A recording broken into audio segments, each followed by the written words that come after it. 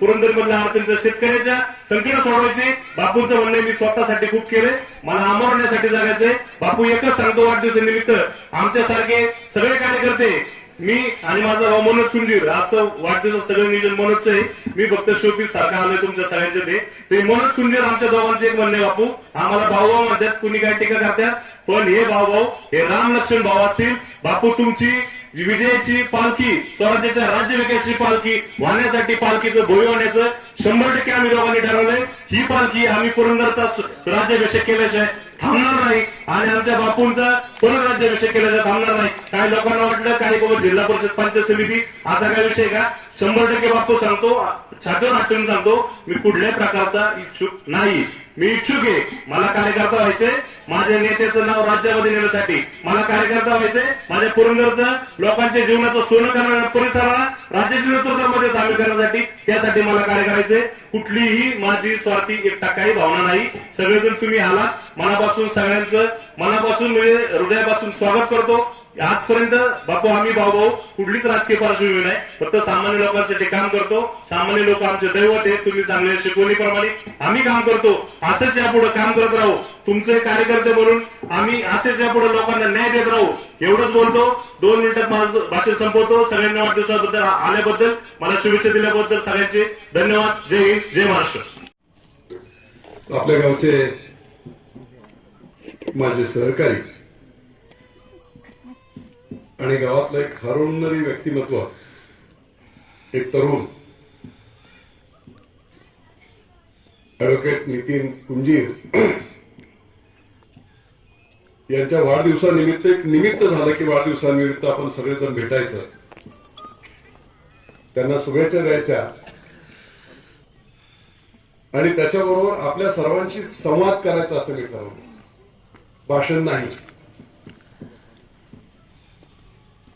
आणि प्रथमतः आपल्या सर्वांच्या वतीने मी नितीन कुंजीरला मनपूर्वक अशा वाढदिवसाच्या शुभेच्छा देतो. आणि त्याने जरी सांगितलं असेल की माझा काही हेतुबितू नाही, तुझं मोठंपण आहे ते, पण जर गरज पडली तर योद्धा म्हणून लढावं लागण्याची वेळ आली तर लढावं लागेल तुला सुद्धा. स्वार्थासाठी नाही, पुरंदरसाठी. आणि पहिलंच क्लिअर करतो की बाबा कधी कधी काय, कधी कोणाला तर रमेश जाधव कोणाचं माहित होतं, कोणाला काय आणि काय, अचानकपणे माणूस नाही मग बोलवला आणि एक झाला तो सभापती झाला. दगडाला शेंदूर फासेल त्याचा देव होतो, तसं प्रामाणिकपणे जेव्हा माणूस काम करत असतो त्यावेळेस निश्चितपणे त्याला तशी साथ देखील मिळत असते. आणि त्याला शुभेच्छा देत असताना मी पुन्हा शिक्षक संघटनेचे पतपेढीचे सर्व डायरेक्टर्स मनापासून तुमचं सर्वांचं कौतुक करतो. जेव्हा मला माहित पडलं त्यावेळेस मी लगेच 2-3 फोन केले होते. पुन्हा कोणाला केले होते मला आठवत नाही. मी फोन केले होते, त्याने अभिनंदन केलं. आणि जरी विजय तुमचा झाला असेल तरी पण परत सत्ययुगाचा उदय पुरंदरमध्ये होतोय, त्याची पहिली साक्ष ही तुमचा विजय असं मी म्हणतो. त्या सर्व पतपेढीच्या संचालकांचं, चेअरमन असतील, पॅनल प्रमुख असतील, सगळ्यांचं मी मनपूर्वक असं कौतुक करतो. मोठी टक्कर तुम्ही विघातक शक्तीच्या बरोबर दिली.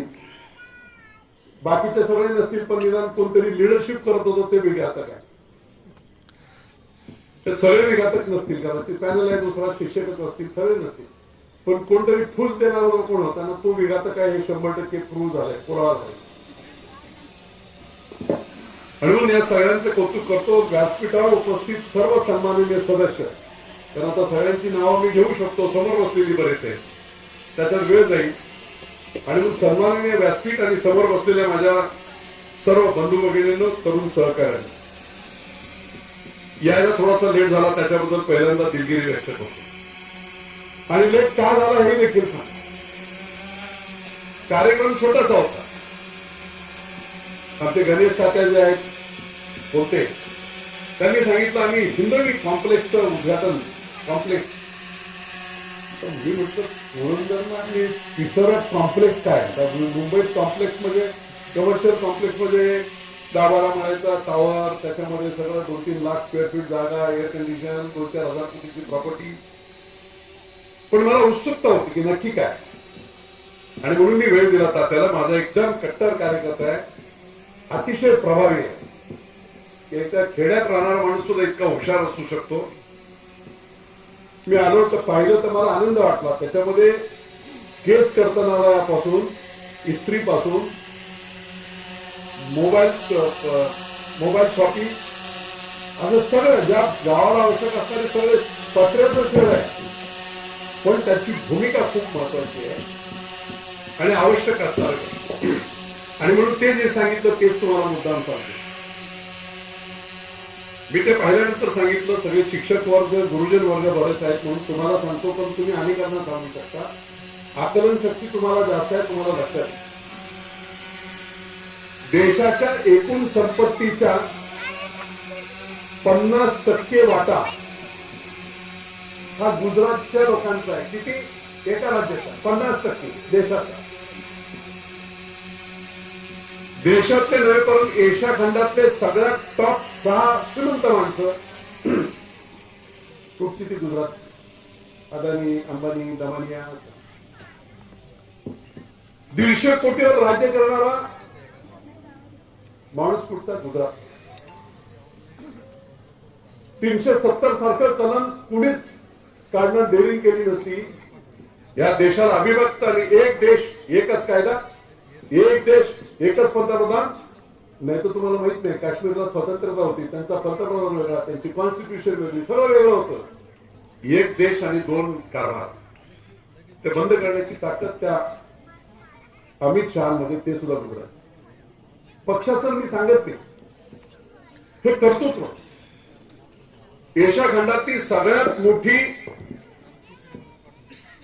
दूध उत्पादक संघटना कुठची होती? अमूल. 40 लाख महिला दूध घालतात दररोज. महिलांच्याकडे दुधाचा व्यवसाय गुजरातमध्ये सगळा महिला.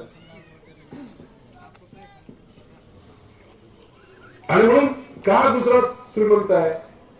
का गुजरात देशाची 50% सत्ता आहे? त्याचं कारण आहे की सर्वसामान्य माणूस गावात शेती जर करतो ना, तो सुद्धा बोलतो की मेरा छोटा सा कुछ बिझनेस होना है, माझा काहीतरी छोटा मोठा व्यापार झाला असला पाहिजे. तो शेती करतो, मग दुधाचा धंदा करतो, मग खतं विकतो, काय करतो. तिथे संधी नाही मिळाली त्या गावात तो दुसऱ्या गावात जातो, त्या गावात संधी नाही मिळाली तर दुसऱ्या राज्यात जातो. मी लहान होतो, 12वी पर्यंत यादववाडीला होतो. परिंच्यातला व्यापार कोणाकडे होता? दुधाडिया नावाचे एक मारवाडी ग्रस्त होते. दुधाडिया. आम्ही सगळे शेतकरी, पण रेस्टिंगचं दुकान, पैसे, व्याजाने पैसे, लग्नाला पैसे कुठे पाहिजे? दुधाळचं. यादववाडी गावात कोणाचा धंदा होता? देव मारवाडी नावाचा माणूस होता, जो हरवड्यात सुद्धा त्याचा धंदा होता आणि आमच्या इकडे सुद्धा होता. मला आठवतंय काहीतरी मीठ आणायला जर आईने पाठवलं शेतावरून, मी जायचो तर मीठ द्यायचं, तो 4 आणायचं, पण त्याच्यामध्ये गोळी द्यायचा. काय मारवाडी चांगला. आणि मग जगभरात पसरले. लंडनमध्ये आणि अमेरिकेमध्ये सुद्धा, जिथे गुजराती लोकांनी जवळजवळ 30% मोठे व्यापार ताब्यात घेतले. टांझानिया वगैरे तो सोडूनच द्या. मी तुम्हाला का सांगतोय की तुम्ही आम्ही सुद्धा हाच प्रकार करायला पाहिजे की जिथे ना जिथे संधी मिळेल तिथे व्यवसायात गेलं पाहिजे. आणि व्यवसायात नाही गेलं तर कमीत कमी व्यवसायाच्या संधी जिथे निर्माण होत आहेत त्या व्यवसायाच्या संधीच्या ठिकाणी तुम्ही आम्ही एकत्र राहिले पाहिजे. 2-4 दिवस तुम्ही बातम्या पाहताय.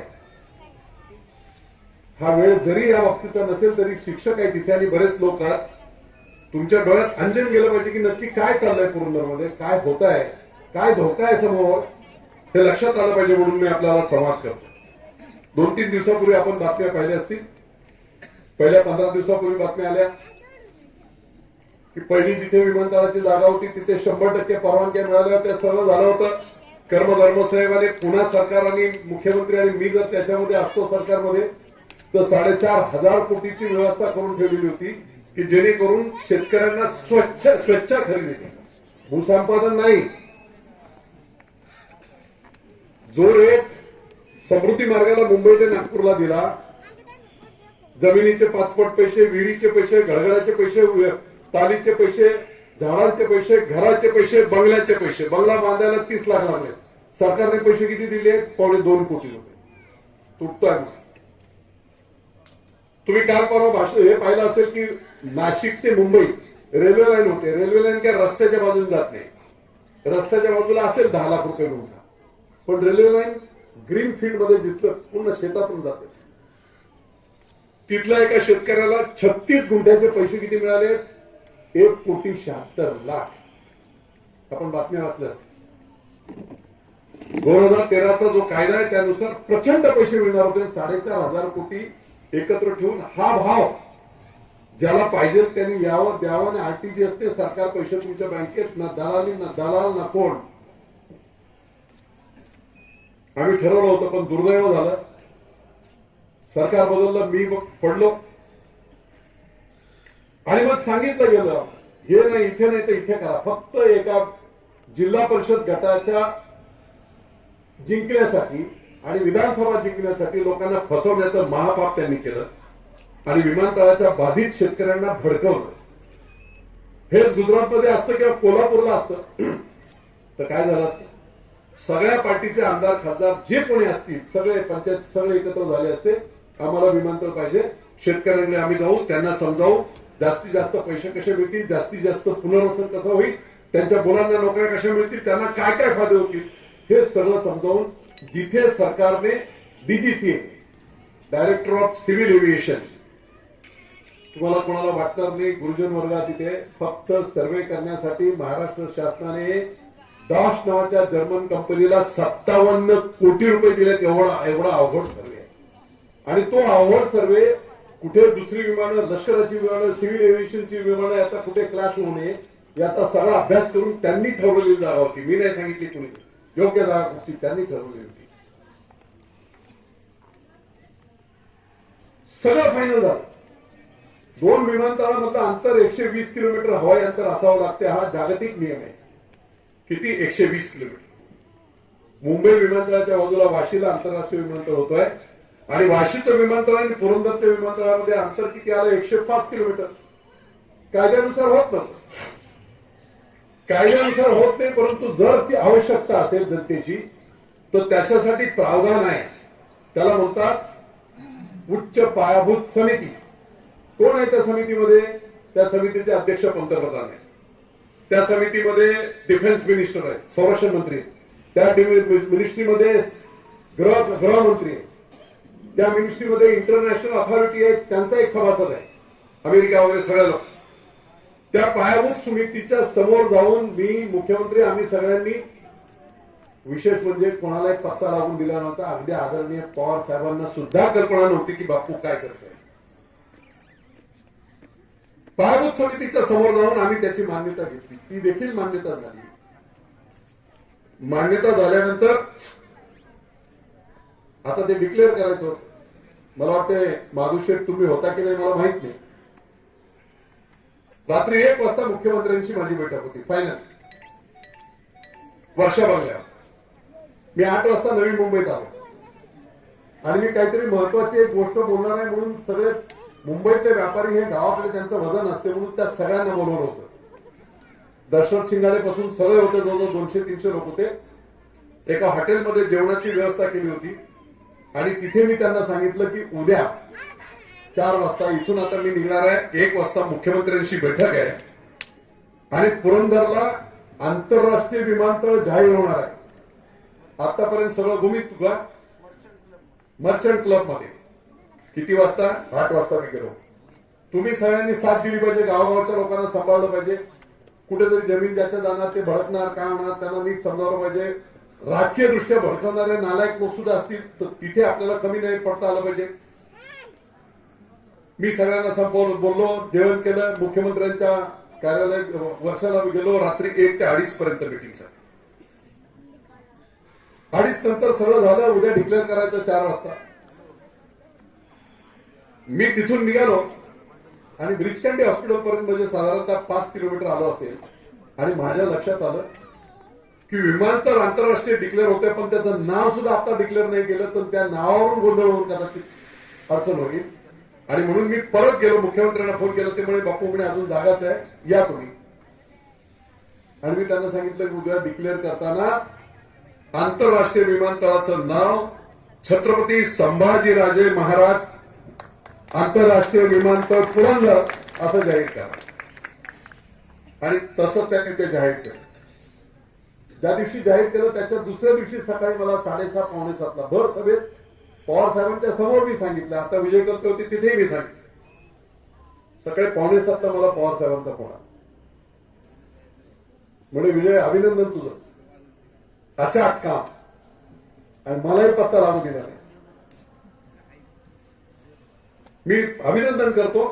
आणि हे एअरपोर्ट होण्यासाठी एक माणूस सोडून फक्त, आता तो नासका कोणते तुम्ही ठरवा, एक माणूस सोडून मी सगळ्या नेत्यांशी, सगळ्या पक्षांच्या नेत्यांशी बोलून आपण हे एकत्र काम करू, हे काम करू. आजची काय परिस्थिती आहे? 100% परवानग्या झाल्या, पैसे सगळे उपलब्ध, कॅबिनेटच्या मंजुरी, स्पेशल पर्पज व्हेकल ज्याला बोलतात 4, पीएमआरडीए, सिडको, या 4 मोठ्या मोठ्या कंपन्या पैसे लावण्यासाठी. भूसंपादन फक्त आपण करायचं. त्याच्यानंतर विमानतळाला लागणारे 50,000 कोटी टाकायला आंतरराष्ट्रीय बाजारातले 8-10 लोक आहेत. ग्रीन एअरफील्ड, ग्रीन एअरपोर्ट म्हणजे एअरपोर्ट झाल्यानंतर बाजूच्या सगळ्या जमिनी रिकाम्या आहेत, त्या डेव्हलप करण्यासाठी म्हणून प्रचंड फायदा होईल म्हणून अनेक कंपन्या पाठीला, इस्रायलच्या असतील, जर्मनीच्या असतील, माझ्याशी कॉन्टॅक्ट. दुर्दैवाने एक जिल्हा परिषद गट जिंकण्यासाठी एका चुकीच्या मूर्ख माणसाने तिथल्या लोकांना विश्वासात घेण्याऐवजी त्यांना भडकवलं. जसं मी मुंबईत मिटिंग घेतली होती तशीच मिटिंग महादेवशेठ मी इथेही घेतली होती. विजयराव होते आता तिथे. जेजुरी रेस्ट हाऊसला मी बोलवलं सगळ्यांना आणि म्हटलं मी आता इथून ही मिटिंग करून मुंबईला जाणार आहे. 8 वाजता मुंबईतल्या लोकांना भेटणार आहे. 1 वाजता रात्री मिटिंग वर्षावर आहे. बाबा रे, आंतरराष्ट्रीय विमानतळ असं एक मोठं प्रकल्प मी जाहीर करतोय. आपण सगळ्यांनी राजकारण कोणी त्याच्यात करायचं नाही, सगळ्यांनी एकत्र यायचं आणि लोकांना समजावून वगैरे आपलं हे काम साध्य करून घ्यायचं, ज्याच्यात आमच्या 100 पिढ्यांचं होत आहे. काही लोक नव्हते आले, पण बाकीचे बहुतेक सगळे लोक आले होते. पण दुर्दैवाने डिक्लेअर झाल्यानंतर लोकांना भडकवलं गेलं. मी स्वतः गेलो होतो. आज आपण पाहताय की 1 एकरला, अर्धा एकरला काय पैसे मिळत आहेत. समृद्धी मार्गाला असंच झालं होतं. समृद्धी मार्गाला 2 वर्ष विरोध झाला. मुंबई ते नागपूर 14 जिल्ह्यांचा तिथं संपर्क. मुख्यमंत्र्यांबरोबर मी सुद्धा त्या सगळ्या प्रक्रियेत होतो. आणि बरोबर अशी डिक्लेअर केली गेली रेट. अगोदर ज्या गावाने, शहापूर तालुक्यातल्या एका गावाने, टीव्हीला आपण बातम्या त्यावेळेस पाहिल्या असतील, 1100 शेतकऱ्यांनी असं पत्र राष्ट्रपतीला आणि पंतप्रधानांना लिहिलं होतं की आम्हाला आमच्या बागायती जमिनी द्यायच्या नाहीत, आमच्या वडिलोपार्जित जमीन आहेत, आम्हाला सोन्याचा भाव नको, घरावर सोन्याचा तोल नको, काय नको, आम्ही जमिनी देणार नाही. आणि जर सरकारने पायाभूत सुविधांसाठी कोर्ट सुद्धा तुम्हाला सपोर्ट करते आणि जबरदस्तीने जर तुम्ही आमच्या जमिनी घेत असाल तर आम्हाला 1100 लोकांना एकत्र आत्मदहन करण्याची परवानगी द्यावी, असं पत्र लिहिलं होतं आणि सगळीकडे ते जाहीर झालं. ज्या दिवशी रेट डिक्लेअर झाला ना, त्याच्या 3 दिवसामध्ये 1100 लोकांनी जमिनी दिल्या होत्या आणि 250 स्कॉर्पिओ एकत्र पाडव्याच्या दिवशी त्या गावात घेऊन आले होते. ती बातमी झाली. जमिनीचा रेट जर 20 लाख असेल ते 2 कोटी मिळत असतील तर कोण नाही देणार, पलीकडच्या बाजूला घेऊ, शेतकऱ्यांचे बरं आहे. पण हे नीट समजण्याऐवजी त्यांना भडकवलं. दुर्दैवाने मी पडलो आणि मग दुसऱ्या 5 गावांची नावं दिली. का रे बाबा, तिथे शेतकरी नाही, तिथे कोणाच्या बापाची जमीन आहे का? ती शेतकऱ्यांची जमीन आहे ना. यांना फक्त जिल्हा परिषद आणि विधानसभेला सांगितलं होतं मी जागा बदलतो म्हणून तुम्ही दुसऱ्याच्या बोकांनी मारायला निघाला आणि हे करायला निघाला. ते किती योग्य होतं? कर्मधर्मसेवकाने दुसरा प्रस्ताव फेटाळला.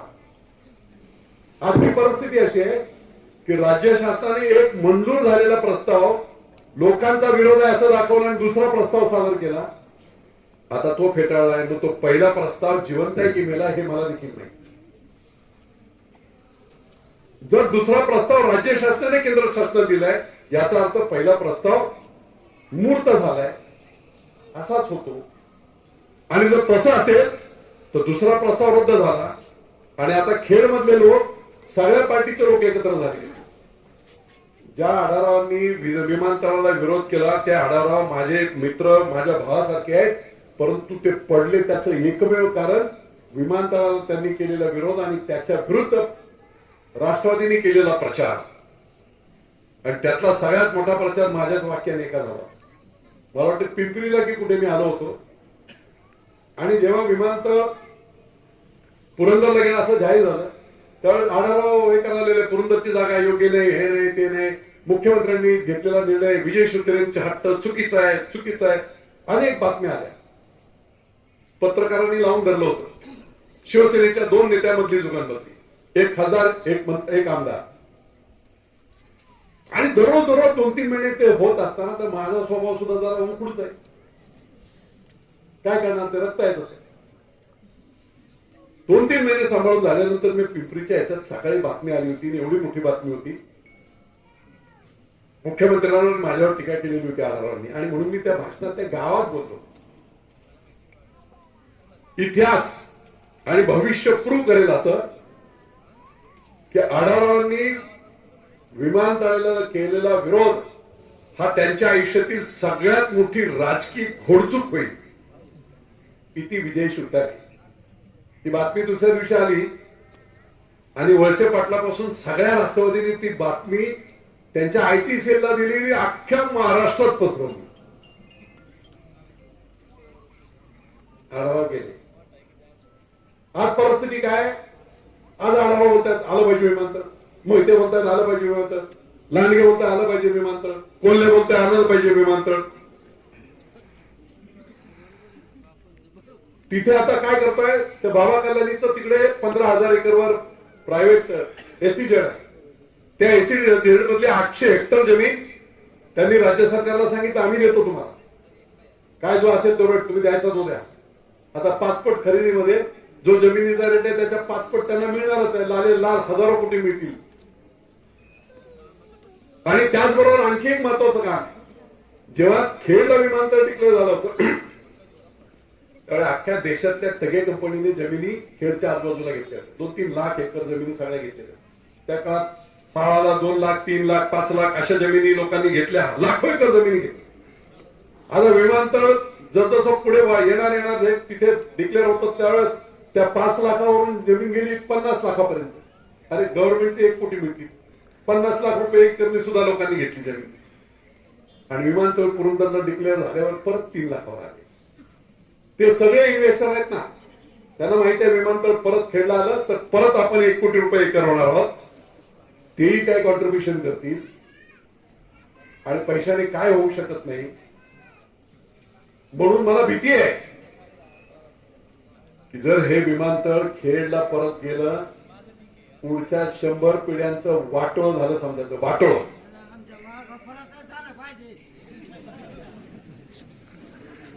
का मी म्हणतो तुम्हाला काय विमानतळातून काय फायदे आहेत, तुम्ही बोलाल काय फायदे आहेत, लोकांना कळलं पाहिजे. नेत्यांनी जाऊन कळवलं पाहिजे. शिक्षक लोक इथे बसले. इथे विमानतळ झालं तर तुमच्या आजूबाजूच्या सगळ्या जमिनी आहेत ना, त्या जमिनी 2,000 रुपये 3,000 रुपये स्क्वेअर फीटने जातील. विकायचं नाही. विमानतळ झाल्यावर तुमची 2 एकर जमीन आहे, त्या जमिनीमध्ये तुम्ही एखादं कोल्ड रूम बांधलं, एखादी शाळा बांधली, एखादी बिल्डिंग बांधली, कोट्यवधी रुपये मिळणार. आपल्यासारखे दुष्काळी भागात आंबेगाव खाली उंडरी पिसोळी सगळे दुष्काळी भागातले लोक होते. आता ते बेलदरे कोंढरे बघा 1000 कोटीचे मालक झाले. 6 एकर जमीन होती, 1 एकर पहिली विकली, बंगला बांधला, स्कॉर्पिओ घेतली, सोनं बिनं घेतलं. पाहिलं त्या मारवाडीने झालं आपली जमीन घेतली 1 एकर, त्याच्यात त्यांनी 10-20 कोटी कमवले. मग दुसरी जमीन देताना 1 एकर त्यांनी जेबीला दिली, जॉईंट व्हेंचर. मगरपट्टा सिटीत काय केलं, जॉईंट व्हेंचरला दिलं. नंतर पाहिलं की मुलं मोठी झाली, शिकली, पुढचे 4 एकर स्वतःच बिल्डिंग बांधल्या आणि 1000 कोटीचे मालक झाले. संधी निर्माण झाली पाहिजे. जेव्हा विमानतळ येईल त्या आजूबाजूच्या सगळ्या आपल्या जमिनी जसं आज शेती आपण करतो तसं कमर्शियल डेव्हलपमेंटला, वाणिज्यिक डेव्हलपमेंटला प्रचंड फायदे. 2,000 रुपये स्क्वेअर फीट मध्ये किती झाले, 8 कोटी रुपये एकर. मिनिमम रेट तेवढा होईल, मिनिमम. विकायच्या नाहीत, पण आमच्या तरुण पिढीला पुढचं काम करायला मोठं व्हायला संधी मिळेल. 1.5 लाख पोरांना 800 एकरवर मुंबईचा एअरपोर्ट आहे, 1.25 लाख मुलं काम करतात, 1.25 लाख एम्प्लॉई. इथे आपल्याकडे 6,500 एकरवर सगळ्यात मोठा कार्गोश, 14 जिल्ह्यातला शेतीचा माल, फळं बिळं सगळी ही पुरंदर मधून जाणार आहे जगभरात. लंडन, अमेरिका, दुबई, फिबाई सगळीकडे प्लॅन तसा आहे सरकार. या सगळ्या गोष्टीवर पाणी फिरणार. विजय शिवतारे 75 सालापर्यंत कोणाला विश्वास नाही वाटेल. आज मी हजारो कोटीमध्ये आहे, पण 12वी पर्यंत माझ्या पायात चप्पल नव्हती. माहूरच्या रानात दुष्काळी कामावर सुद्धा मी काम केलंय आणि कांबळ्याच्या डोंगरातून उन्हाळ्यामध्ये सरपणासाठी डोक्यावर मोळ्या घेऊन महिनाभर मोळ्या व्हायचं काम केलंय. त्या परिस्थितीमधून मी आज मुंबईत जाऊन हे जे झालं आहे त्या बुद्धीने, हीच बुद्धी वापरून माझ्यासाठी केलंय. आता ते मल्टिप्लिकेशन होणारच आहे. 2 गुणिले 2 4, 4 गुणिले 16 ते होणारच आहे. आता काय थांबलं. पण माझ्यासारखी पुरंदरमध्ये असणारी शेतकऱ्यांची मुलं माझ्यासारखी व्हावी याच्यासाठी ही धडपड. माझ्यासाठी नाही आहे. मला आमदार बिमदार मंत्री कोण जे मिळते त्याच्या 100 पट देवाने दिलेलं आहे. अशा आमदार मंत्री ऑफिसला येऊन बसायचे, मी त्यांना भेटायचं सुद्धा नाही. एक उदाहरण सांग. मुद्दाम तुम्हाला ते इतर लोकांनी तुम्ही सांगितलं. माझा एक मित्र अमेरिकेतून आला, 2 लाख कोटीची कंपनी आहे त्याची. तो गेला जसा मी गोठ्यावरून मुंबईत गेलो तसा तो मुंबई सोडून एकत्र कॉलेजला होता. तो अमेरिकेत जाऊन सेटल झाला आणि मोठा उद्योगपती झाला. स्वतःची 3 विमान आहे. मला भेटायला आला होता कारण कॉलेज पासून एकदम हुशार आणि डायनेमिक माणूस म्हणून माझ्या आधी प्रसिद्धी. लोकांना भेटलं पाहिजे, आपण भेटलं पाहिजे, वेळ दिला पाहिजे त्यांनी. मोठे मोठे लोक माझ्या 100 पट मोठे. देवाची कृपा असेल. मला भेटला म्हणे असं आहे तसं आहे. म्हटलं बघ मी काय काय केलं. 10 वर्षामध्ये मी माझ्या गावी गेलो. अशी परिस्थिती होती, पाणी नव्हतं तिथे. तिथली उपसा सिंचन योजना मी पूर्ण केली. तिचं पाईपलाईन बोंबलत सगळं पडलेलं होतं. 2009 पासून 12 पर्यंत मी पूर्ण केलं. पाणी मिळालं. ते पाणी परवडत नव्हतं म्हणून मी 19% पाणी देण्याची पाण्यावर क्रॉस सबसिडी केली. कारखानदार पाणी वापरणाऱ्यांना 81% बिल भरायला लावलं आणि 19% तुम्हाला पाण्यांना पाणी दिलं. मी प्रशासकीय मदत केली. मी हे केलं, मी ते केलं. मी 1 नंबरची शेततळी केली, 1 नंबरचे चेक डॅम सिमेंट बंधारे बांधले, मी सगळे रस्ते केले, मी सगळे फोटो दाखवले. अर्धा तास मी सगळं सांगत होतो की मी किती आनंदी आहे की माझ्या लोकांसाठी मी करू शकलो, माझ्या मातृभूमीसाठी. त्याने एकच शब्दात मला उत्तर दिलं, Vijay I am very happy, you have done wonders. खूप आनंदी आहे की लोकांसाठी एवढं मोठं चांगलं काम केलं. But finally what has happen, they teach you ना. तुला पाडलं ना त्याच लोकांनी ज्यांच्यासाठी काम केलं, ज्या मातृभूमीचं होतं त्याला खड्ड्यात तुला त्यांनीच घातलं ना. Why the hell you are wasting your time. तू तुझा वेळ कशाला घालू शकतो. अरे तेवढी बुद्धी तू कुठे 10-20 वर्षात अंबानीच्या वर जाऊ शकशील. कशासाठी घट मारतोय. शब्द सांगतो ते माझ्या डोक्यात आलं नव्हतं कधी, पण त्याने माझ्या डोळ्यात अंजून घातलं की ज्यांच्यासाठी तू करतोयस त्यांनीच तुला खड्ड्यात घातलं. ठीक आहे, 1 लाख मतं आहेत विचारी, पण काही अविचारी लोकांनी सुद्धा हे काम केलं आणि सर्वसामान्य गोरगरिबांची अडचण झाली. विजय शिवतारेला काय फरक पडणार आहे, दिलीप बाबाला काय फरक पडणार आहे, महादेव शेठला काय फरक पडणार आहे. त्यांची पोरं शिकतील, चांगल्या शाळेत जातील. नितीनला आता ऍडव्होकेट झालं, त्याला एवढा काय फरक पडणार नाही. पण या वाघापूरमध्ये 1/2 एकर जमीन असणारा माझा शेतकरी फाटका, त्याच्या पोराला फी भरायची ज्याची हिंमत नाही,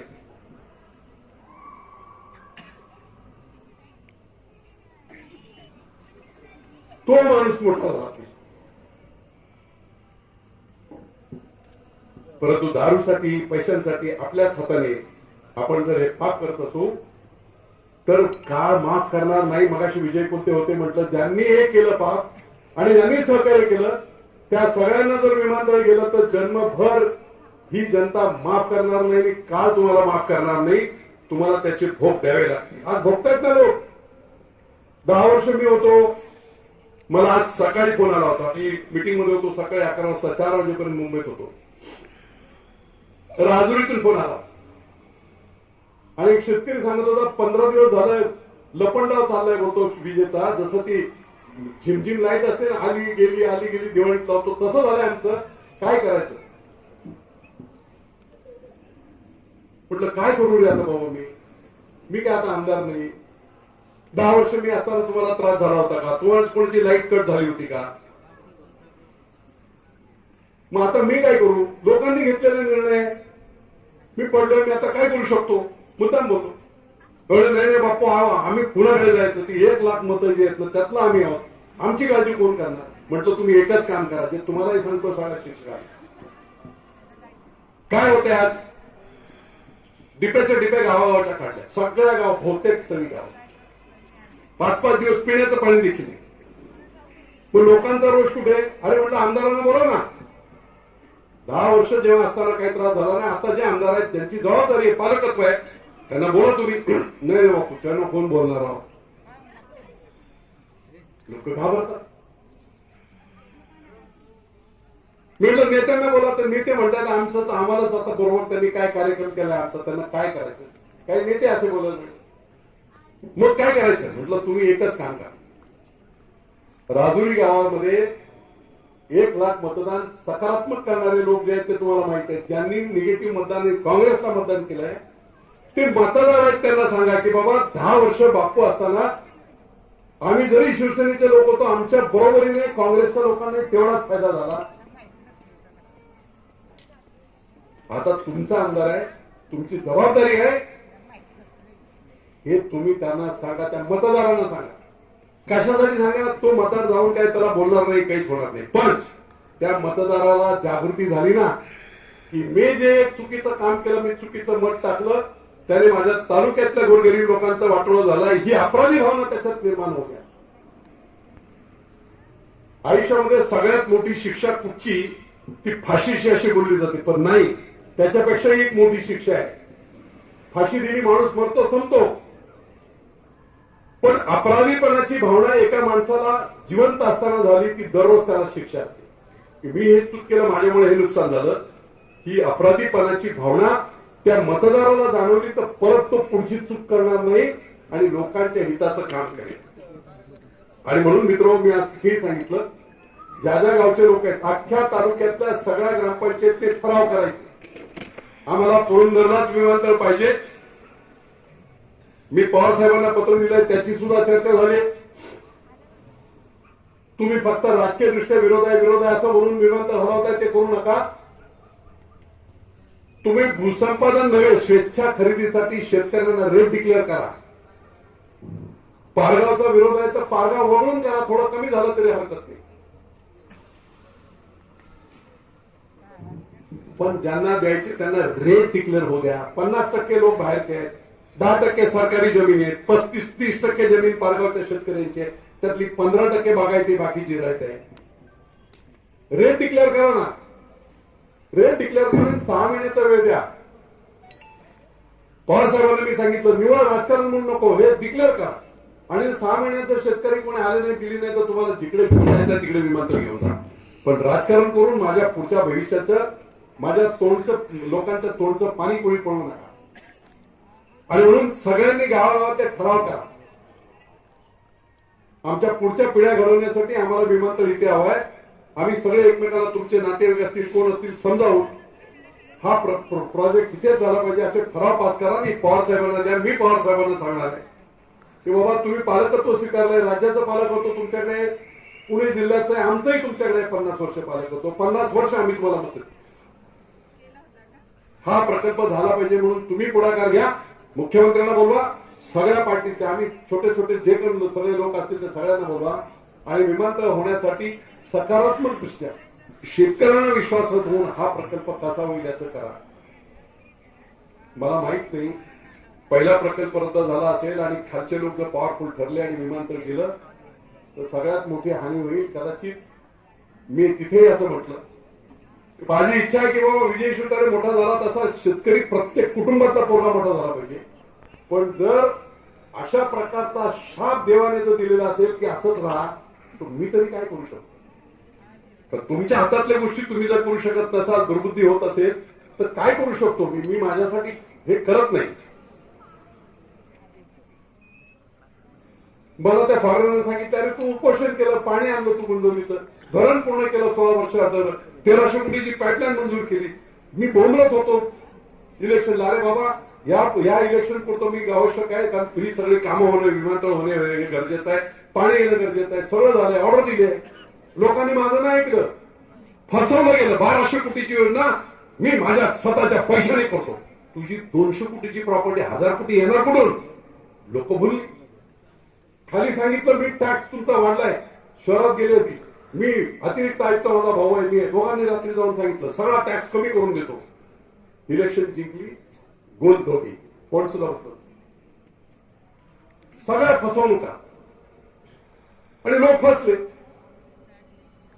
आणि म्हणून मी सांगतो, माझ्यासाठी गरज नाही. जर तुम्हाला आम्हाला वाटत असेल की आपल्या पुढच्या पिढ्या शिकल्या पाहिजेत, मोठ्या झाल्या पाहिजेत, त्यांना व्यवसायाच्या संधी मिळाल्या पाहिजेत, त्यांना नोकरीची 1,00,000-1,50,000 करोड नोकरीच लागतील. काय अवस्था आहे आज पुरंदरची? मी काल धाव्याला गेलो, सकाळी धावा केला, 2 धावे केले, 3 वाजता इथून निघालो, 2.5 तासात 5:30 तास मुंबईला हॉस्पिटलला पोहोचलो. तिकडे जाऊन झोपलो, सगळं रक्त बाहेर काढतात माझं. 4 तासात शरीरातलं 5.5 लिटर रक्त 10 वेळा बाहेर काढतात आणि शुद्ध करून परत आत टाकून जातात. रात्री 11 वाजता मी संपवलं, घरी आलो, सकाळी झोपलो, सकाळी उठलो, सकाळच्या सगळ्या मीटिंग करत वगैरे इथपर्यंत. त्या मित्राने मला सांगितलं, तू किडनी घालवली, you lost your kidney for what? माझ्या डोळ्यात प्रकाश पडायला लागला की एवढंही वेळ या राजकारणात वेधळ आंधळ होऊन नाही चालणार नाही. चालू लोक सुद्धा खूप आहेत. ती गाय तिकडे कसा इकडे धावते असंही म्हणतात. म्हणून एक संधी, जर कर्मधर्म सहयोगाने दुर्दैवाने हे विमानतळ हल्लं तर विजय बापू शिवतारे सुद्धा पुरंदरमधून हल्ला एकदम जाहीर करून टाकणार आहे. काही गरज नाही ना. तुम्हाला गरज असताना सगळं कुणी विचार केला होता का रे की पुरंदरला आंतरराष्ट्रीय विमानतळ? विजय शिवतारेंच्या बुद्धीने ते आणलं लोकांसाठी.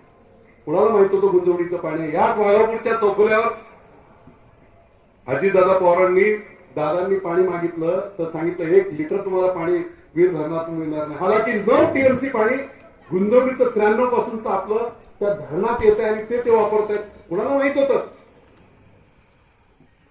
मी आलो राजकारणात आणि त्यावेळेस सांगितलं मी हे करेल, मी स्वप्न दाखवलं, मी पूर्ण केलं. देशातलं शीघ्रगतीने पूर्ण झालेलं पहिलं धरण कुठचं? गुंजवणी. देशातली पहिली योजना आहे. आपण ड्रीप इरिगेशन करतो, उंचावर टाकी ठेवतो, त्याच्यात पाणी टाकतो, त्या पाण्यातून खाली ग्रॅव्हिटीने पिकाच्या बुंद्यापर्यंत पाणी जातं. मी कल्पना मांडली दिल्लीत की उंचावरची टाकी म्हणजे धरणच समजायचं आणि खाली आपण राखेपर्यंत पाणी आणतोय. 90 मीटरचं हेड आहे, 90 मीटरचा फरक आहे धरणात आणि राखेमध्ये. या पाण्याचा प्रेशर वापरून वीज न हे करता. आता काय होत आहे, कांद्याची लागण सुरू झाली, डीपी जळाली, बॉम्बला 40 महिला बसल्या तिथे. तुम्हाला हे ड्रीप इरिगेशनचं पाणी आल्यानंतर लाईटच लागणार नाही. महिन्याची बचत किती वर्षाची? 13.5 कोटी रुपये लाईटचं बिल वाचणार आहे. पहिली योजना आणली. एवढं सगळं करून जर लोक अशा प्रकारे लोकशाही करत असतील तर म्हणून मी सांगतो की जर देवाने शापच दिलेला असेल तर मी तरी काय करणार आहे? मी वेळ कशाला वाया घालू? आणखी मोठा तिथे जर मी आजच जाहीर सगळ्यांचं, जर विमानतळ पुरंदरमधून हल्लं तर त्याला जबाबदार 1,30,000 ज्या लोकांनी मतदान केलं, ज्यांनी त्याला मदत केली, त्या लोकांनी 100 पिढ्यांचा वाटोळा केला पुरंदरचा. हे सांगून इथे राजकारणच करायचं नाही, मी इथून निघून जाणार. शिवाजी महाराज जन्माला आला पाहिजे पण बाजूच्या घरात लाईट जाते. अरे बोंबरला म्हटलं त्या आमदाराच्या, त्याचं पालक नाही बापू ते कोण बोलणार? त्यांचे 8 वर्षाचा असताना ज्या माणसाच्या मनात भीती होती तो आज 80 वर्षाचा झाला तर त्याच्या डोक्यात तीच भीती. अरे ते लय वाईट आहे, मारतात पाहतात. अरे तुम्ही सुद्धा आईचं दूध पिलाय ना, तुमच्यात दम नाही काय? गोठ्यावरचा विजय शिवतारे सासवडमध्ये राहून करू शकतो, तुमच्यात दम नाही. सासवडची नगरपालिका आहे, नगरपालिकेच्या एरियामध्ये किती लोक राहत आहेत ग्रामीण भागातले? काय तुम्हाला कोण बंदूक लावणार आहे का? करा ना तिथे मतदान करताना, आत जाताना गपचूप जाऊन जे करायचं ते करा ना. लोकशाही बाबासाहेब आंबेडकरांनी तुम्हाला अधिकार दिलाय ना. काय माहित पडतं का की महादेव शिंगारेने ह्यांना मत दिलं, विजय शिवतरेने ह्यांना मत दिलं? काही नाही, गुप्त मतदान आहे. तुमच्या डोक्यातून विचार तो आला पाहिजे की नाही, चुकीच्या विघातक शक्तीला आम्ही विरोध करणार आणि आमच्या फायद्यासाठी हे काम करणार. हे जोपर्यंत पुरंदरच्या कॉमन माणसांमध्ये, जनतेमध्ये निर्माण होणार नाही तोपर्यंत काहीही फायदा. हेच विमानतळ जर गुजरातला कुठे आलं असतं एकत्र, हेच विमान कोल्हापूरला जाऊन बघा, एकमेकांचे विरोधक आहेत.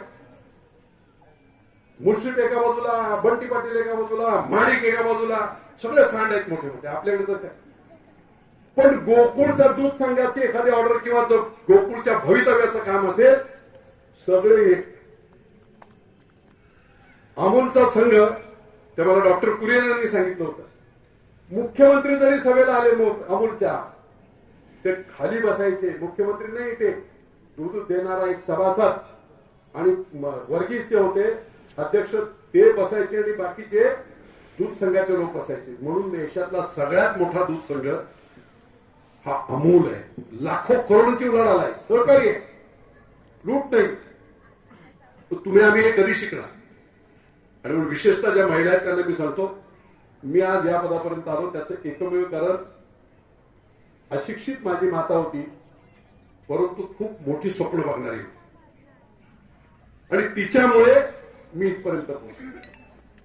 तुम्ही सगळ्यांनी, घरातला माणूस असतो ना, घरात 5 मतं आहेत, मी असेही लोक पाहिले, 5 मतं आहेत, या रेटने एवढे पैसे कोण घेतोय? पुरुष घेतोय, घरातल्या महिलेला माहित नाही. सगळे चमत्कार कोणी केले असतील तर ते महिलांनी केले की त्यांना संसार चालवणे, मोठी मुलं माझी होणं, ही स्वप्न आहेत आणि ती पूर्ण करण्यासाठी महिलांनी एकत्रितपणे, घरात कोणी कुठच्या पक्षाचा असो, जे 2009ला केलं होतं महिलांनी, तेच परत आपण सगळ्यांनी करावं अशा प्रकारची विनंती करतो. शिक्षकांचा रोल खूप महत्वाचा. एका 400 आता बूथ आहे, एका बूथला 10 मतं म्हटली तर 4000 इकडचे तिकडे होते.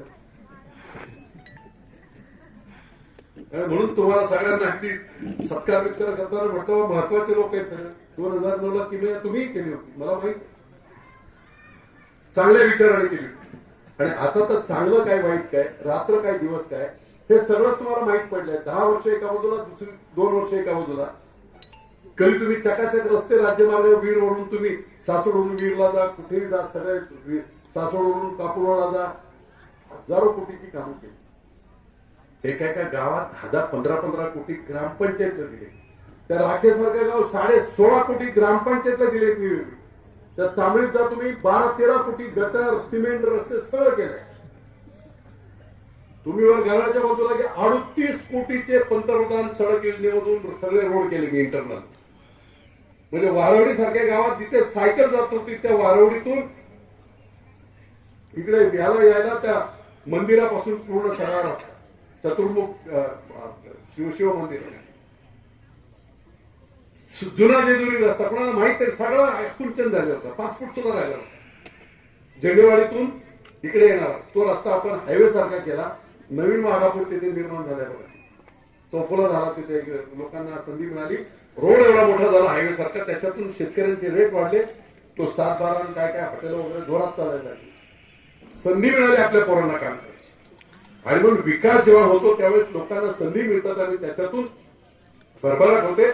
काय परिस्थिती आता काल मी सांगता विसरलो, 10व्याला गेलो होतो, सकाळी परिचय होतो, 10व्या संपल्यानंतर पहिला हरवळ केलं, परिचय केला आणि तिथे बसलो. आवाजच्या समीर जाधव सरपंच त्यांच्या ऑफिसमध्ये बसलो होतो.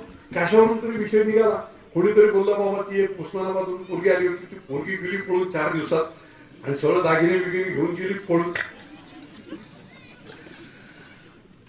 त्याच्यावर विषय निघाला. आता 10 वर्ष मला गावागावात फिरलोय, पाऊल ना पाऊल, वाडी वस्तीवर माझ्या पाऊल खून आहे. मी विचारलं, समीर किती रे पोरं किती आहेत लाईन मध्ये? 300.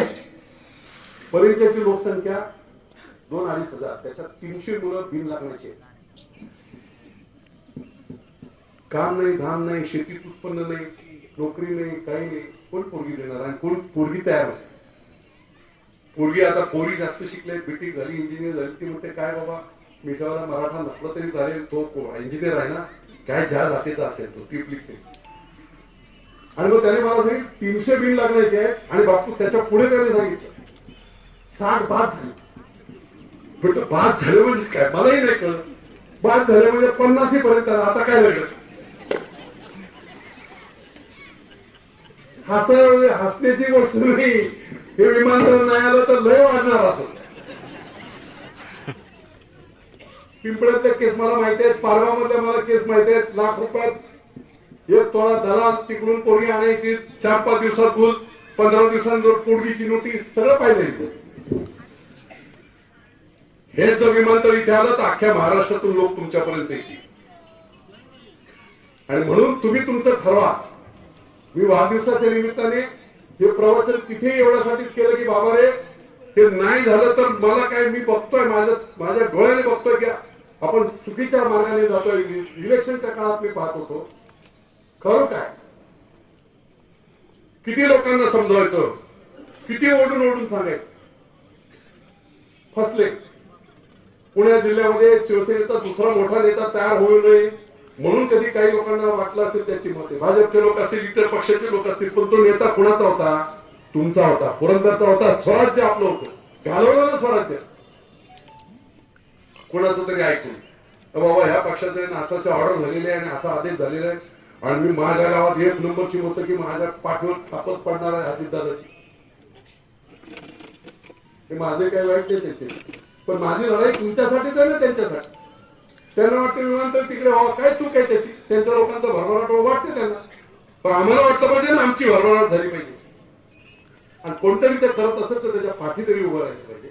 आणि हे जर झालं नाही तर खूप वाईट परिस्थिती आहे. म्हणून या वाढदिवसाच्या निमित्ताने मला आबा मगाशी बोलत होते, अरे 9 वाजले, 9 बापू बापू बोलणारे. म्हटलं बाबा एखादं इंजेक्शन 200 mg लागते ना, त्याचं 150 mg दिलं तर माणूस तो करोना काय हटणार नाही.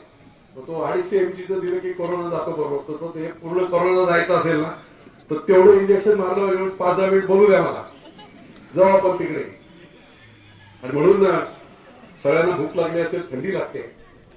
आजच्या या निमित्ताने हे भाषण नव्हे, हा संवाद आहे तुमच्याशी. हे मी पुढचं चित्र दाखवले. जे मी बोललो ते मी जे 2009ला जी आश्वासनं दिली, प्रशासकीय इमारत बद्दल मी बोललो होतो. जर बाजीराव पेशव्यांनी प्रेम केलं नसतं आणि मस्तानीला जर वाडा बांधून ठेवला नसतं तर आमचा तहसीलदार वटेश्वर मंदिराच्या प्राणी बसला असता. मी टीका केली होती, पण आता जाऊन बघा जेजुरी नाक्याच्या आत राज्यातली सगळ्यात मोठी 27 कोटीची इमारत, कंप्लीट एअर कंडिशन इमारत उभी आहे तिथे. जेजुरीचं ग्रामीण रुग्णालय बघा. जेवढं करायचं तेवढं केलंय.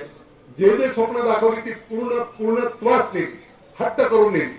सरकारकडे, मुख्यमंत्र्यांकडे डोक्यावर बसून भांडण करून सगळं केलं. आणि पुढच्या काळामध्ये हे माझी इच्छा एवढीच आहे की पुढच्या काळामध्ये ही परत संधी जर व्यवस्थित झाली तर विमानतळ करणे, गुंजवणीचं पाणी मार्गीच लागलेलं काय अडचण नाही. बाकीच्या काही गोष्टी, इंडस्ट्री मोठ्या मोठ्या आणणे. विमानतळ इथे आलं ना, सगळ्या मोठ्या इंडस्ट्री 2-2 हजार 5-5 हजार कोटीच्या पुरंदरला आहे. कारण तिथून चाकणला आता तुम्ही गेला तर चाकणला इंडस्ट्रीचा रेट आहे 3 कोटी रुपये, आपल्याकडे रेट आहे 32 लाख रुपये. पण विमानतळ येते म्हटलं ना तर जर 100 एकर जमीन एखाद्या कारखानदाराने आणि 1000 कोटीचा प्रोजेक्ट टाकला तर विमानतळ आल्यामुळे त्याच्या 100 एकरची किंमत 500 कोटी होणार आहे. सगळ्या इंडस्ट्री येतील. तिकडे चाकणला जायला 1.5 तास लागतो तळेगाववरून. फक्त रिंग रोडाने बरोबर झाले तर 15-20 मिनिटात पुण्यातून उद्योगपती इथे येऊ शकतो. विमानतळ झाला म्हटलं की अमेरिकेतला एखादा माणूस असेल, दुर्दैव आहे तिथे सुद्धा यांनी विरोध केला त्या एमआयडीसीला. लक्ष्मी मित्तलची माझी बोलणी झाली होती आणि पुरंदरमध्ये एमआयडीसी मध्ये 800 एकरवर मोठा प्लांट ते टाकत होते. विरोध केला लोकांनी.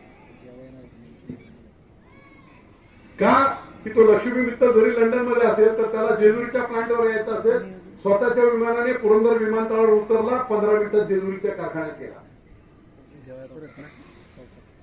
एवढं प्रचंड फायदा आहे.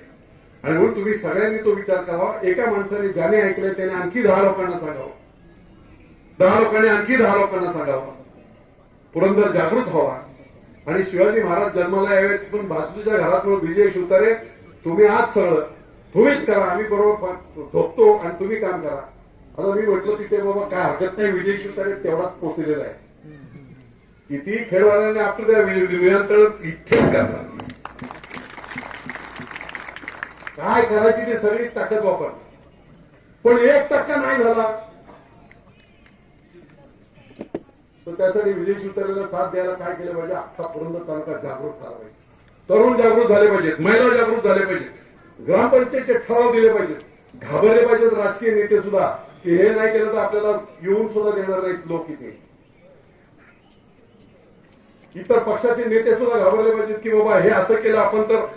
किती लोकांना मी म्हटलं होतं बा जो विमानतळाला काँग्रेस विरोध करतोय ना ते 7 गावातलं मतदान नको, मला इतर गावात लोकांनी ठराव करा विमानतळाला आणि आमच्या कल्याणाला जो विरोध करतोय त्या काँग्रेस पक्षाला आम्ही एक मत देणार नाही, गावावरचे ठराव करा. काही नाही झालं.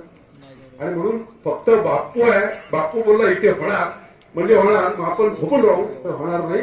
तुम्ही सर्वांनी त्याच्यामध्ये लक्ष घाला, सर्वांनी जागृती करा आणि पूर्ण तालुका ज्या दिवशी जागृत होईल त्या दिवशी आपोआप सगळं काय ते व्यवस्थित होईल.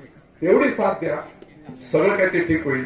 आजच्या या नितीनच्या वाढदिवसाच्या दिवशी हा एक संकल्प झाला तुमचा आमचा, निश्चितपणे आपण सगळ्यांच्या कल्याणासाठी करावा अशा प्रकारची विनंती करतो. इतका वेळ झाला आपण ऐकून घेतलं त्याबद्दल आपल्या सगळ्यांचे आभार मानतो. नितीनला पुन्हा शुभेच्छा देतो. वाघापूरचं अतिशय महत्वाचं असं ठिकाण आहे, त्याच्यातून ही सुरुवात होते. धन्यवाद. जय हिंद, जय महाराष्ट्र.